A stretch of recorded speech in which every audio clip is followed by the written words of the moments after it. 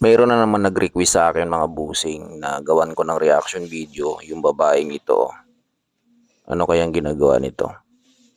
Nag-record pa talaga siya nag-video pa talaga siya sa harap ng kamera. Pakita niya pa yung kanyang pusod. Akala mo ang puti.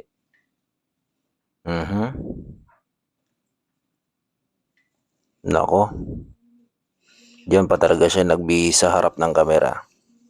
Marami ka ngayong basher girl. Pasensya ka na naitag ka sa akin at nai-request ka ng isa sa mga followers ko.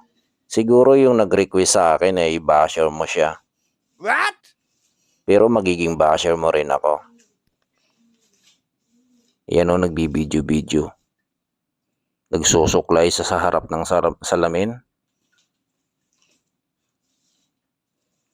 Ano kaya ang content dito? Ang pangit naman ng babae na ito. May labas pa padila-dila pa siya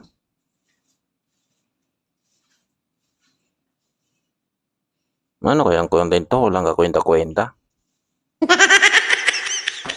Tapos nag-request pa yung aking followers na gawan ko doon ng reaction video. To itinagpit to sa akin, isinend sa akin yung video.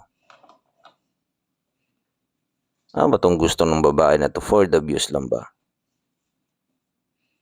Tinalian yung buhok. Hindi naman kagandahan.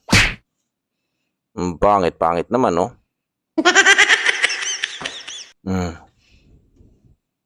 Ano kaya ito?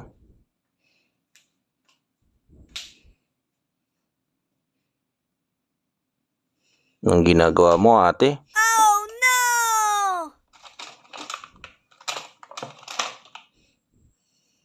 Nako. Wala malang kagana-gana yung video mo, ate, yung content mo.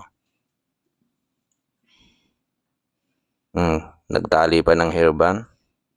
Akala mo ang ganda-ganda niya ang pangit naman.